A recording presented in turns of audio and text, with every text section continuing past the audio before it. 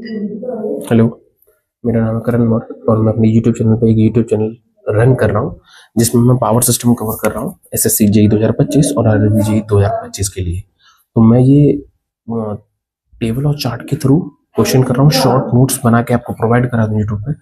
और आप चैनल को सब्सक्राइब और वीडियो को लाइक कर दीजिएगा, क्योंकि इस वीडियो में बहुत मेहनत लगती है। इतना चार्ट जो भी हमने तैयार किया है, टेबल तैयार की है, उसके मैं शॉर्ट नोट्स के थ्रू आपको प्रोवाइड करा रहा हूँ, जिससे कम टाइम में ज़्यादा कंटेंट डिलीवर हो जाए और आप रिवाइज करके जा सके। चलिए शुरू करते हैं इस वीडियो को। तो कल मैंने आपको इंसुलेटर के पोल के बारे में पढ़ा दिया था और इंसुलेटर के बारे में बता दिया था थोड़ा सा। अब इसके टाइप्स के बारे में जिक्र कर लेता हूँ, थोड़ा इंसुलेटर बना किसका होता है उसके बारे में। तो इंसुलेटर जो बना होता है वो पोर्सलिन का बना होता है। इसके बारे में पढ़ लेते हैं कि पोर्सलिन है क्या, है ना।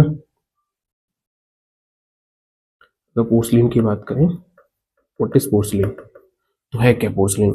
क्वेश्चन अगर बनेगा कि बताइए पोर्सलिन है क्या, तो अगर पोर्सलिन देखिए इंसुलेटिंग मटेरियल एक तरीके का क्या है, इंसुलेटिंग मटेरियल। ये इंसुलेटिंग मटेरियल है, इस बात का ध्यान रखिएगा ना। ये इंसुलेटिंग मटेरियल है। दूसरा क्वेश्चन बन सकता है इंसुलेटिंग मटेरियल इसलिए जिक्र किया है, ठीक है, पोर्सलिन। अब क्वेश्चन बन सकता है कि इसका कंपोजिशन क्या हो सकता है। देखो कंपोजिशन अगर आप देखेंगे ना, तो ये पता है किसका बना होता है, ये बना होता है सिलिका का। ये बना होता है सिलिका, और प्लस सिलिका होती है फ्लैश पर, होता है क्या होता है, एक होता है फ्लैश पर प्लस, और इसमें होती है क्ले। क्या होती है, क्ले। अब इनका परसेंटेज पूछ लेता है कि सिलिका कितना होता है, तो लगभग 20%, फ्लैश पर लगभग 30% और क्ले होती है 50%। अच्छा, ये तो ठीक है। क्वेश्चन पूछते हैं कि क्ले एक्चुअल में, पता है क्ले को आप कैलोइन के नाम से भी जानते हो। कैलोइन किसके नाम से जानते हो, कैलोइन, ये याद रखना। क्ले को हम कैलोइन भी कहते हैं, ठीक है, ये बात याद होगी। अच्छा, कभी कभी पूछ लेता है कि पोर्सलिन की डाइलेक्ट्रिक स्ट्रेंथ बताइए, क्या है डाइलेक्ट्रिक स्ट्रेंथ। तो डाइलेक्ट्रिक अगर स्ट्रेंथ पूछे, क्या पूछे, डाइलेक्ट्रिक स्ट्रेंथ पूछे, ये बात समझ रहे हैं। तो कितना होता है, तो ये 4 से लेकर 10 केवी पर एम, ठीक है, इस बात को ध्यान रखना। क्वेश्चन पूछ सकता है कि पोर्सलिन की डाइलेक्ट्रिक स्ट्रेंथ बताइए, तो 4 से लेकर 10 केवी पर एम, ठीक है। चलिए, मुझे नहीं लगता कि इसके अलावा कुछ और बनेगा। पोर्सलिन से इंसुलेटिंग मटेरियल ये आपने बता दिया, कंपोजिशन बता दी किसका बना होता है, इसे लिख लेना कंपोजिशन। कंपोजिशन है ना, कंपोजिशन किसका बना होता है ये बता दी, परसेंटेज बता दी, डाइलेक्ट्रिक स्ट्रेंथ बता दी, है ना। 3 पॉइंट कवर कर दिए यहाँ से। अच्छा, एक मैं आपको सीक्वेंस लिख के दे रहा हूँ, उसको ध्यान रखना है। तो अगर देखिए कभी भी ऑप्शन में आपसे पूछे कि इंसुलेटिंग मटेरियल हाई किसकी होगी सबसे ज्यादा, और आपको ऑप्शन में दे रखा है जैसे मान लो पोर्सलिन, बहुत फेमस क्वेश्चन है, समझना, पोर्सलिन, और एक जगह रखा है आपको ग्लास, और एक जगह लिख रखा है आपको पता क्या, पोर्सलिन होगा, ग्लास होगा, एक रख रखा है पॉलीमर। क्या रख रखा है, polymer type of insulator, types of insulator है, ठीक है। लेकिन इसका ना सीक्वेंस पूछता है पेपर में, क्या पूछता है, सीक्वेंस अगर पूछेगा तो एग्जाम में। अब बताइए पोर्सलिन, ग्लास और पॉलीमर में सबसे हाई इंसुलेटिंग स्ट्रेंथ किसकी होगी, तो सबसे हाई अगर आप देखेंगे ना तो किसकी होती है पता है, पॉलीमर की, और इससे कम किसकी होती है, ग्लास की, और इससे कम किसकी होती है, पोर्सलिन की। तो ये एक सीक्वेंस याद रखना, सबसे हाईएस्ट जो होती है ना पॉलीमर की होती है, और सबसे लोएस्ट किसमें होगी, पोर्सलिन की। किसमें, इनमें। अब जब भी तो कहते हैं ग्लास। अब इस फिलहाल रिसेंटली अगर आप देखेंगे तो जो आप लाइन बिछा रहे हो इस समय ग्लास इंसुलेटर ज्यादा यूज हो रहा है, पॉलीमर तो अभी नहीं हो रहा है ना। तो अभी हम पोर्सलिन से ग्लास पर पहुंच गए, बट पॉलीमर पे भी पहुंच ही जाएंगे, क्योंकि इसकी स्ट्रेंथ बहुत ज्यादा हैवी है, और ये भी समझिए कि इसका प्राइस भी बहुत ज्यादा है। तो ये क्वेश्चन पूछा है इसलिए मैंने आपको जिक्र कर दिया है, ठीक है। और कभी कभी पॉलीमर को पॉलिस्टाइन लिख कर देगा, ये बात समझ लेना।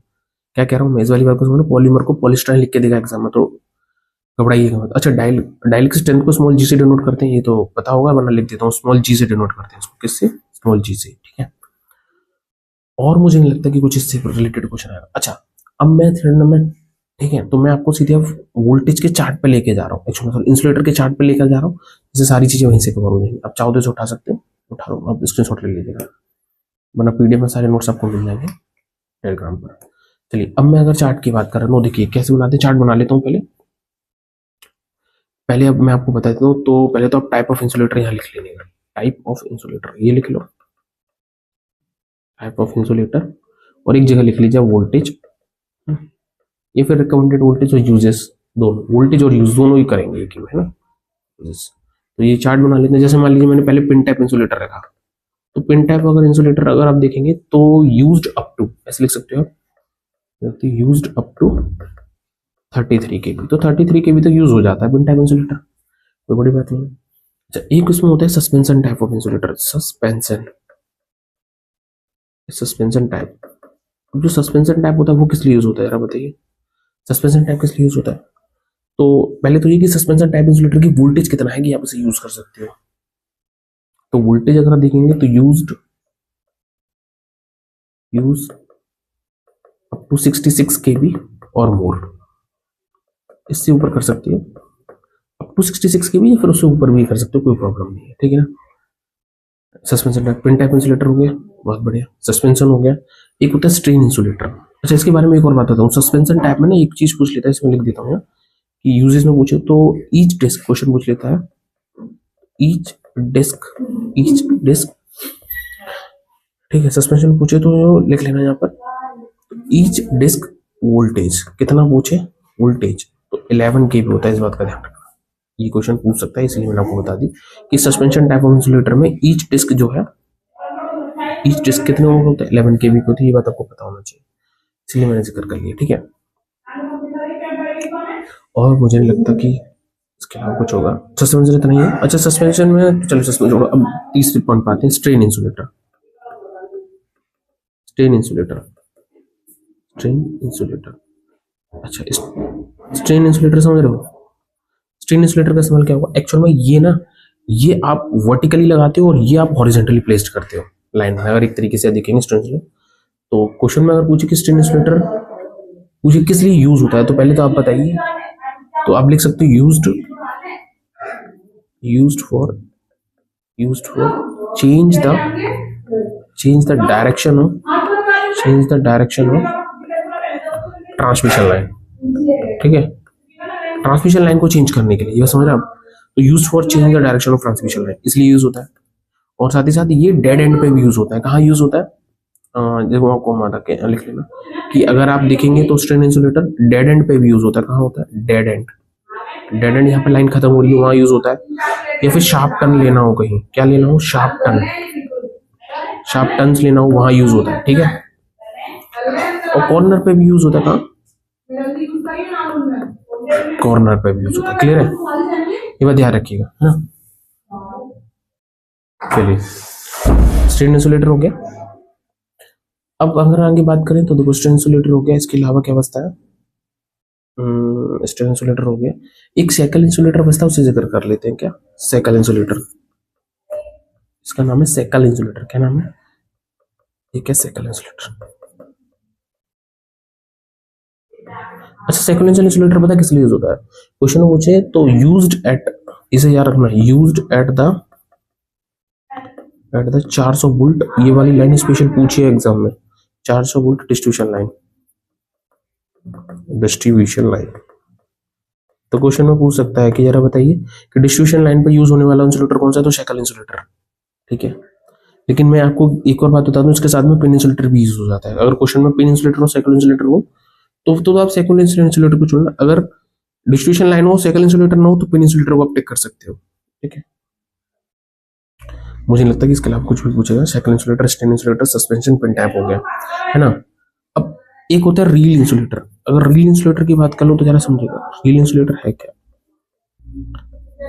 रील इंसुलेटर जो है ना, वो कहाँ यूज होता है, ये ट्रांसमिशन लाइन में यूज होता है, यूज्ड इन ट्रांसमिशन लाइन, पहली बात। और करता क्या वो समझेगा, ये क्या करता है, इंसुलेट करता है। कौन, इंसुलेट द अर्थ वायर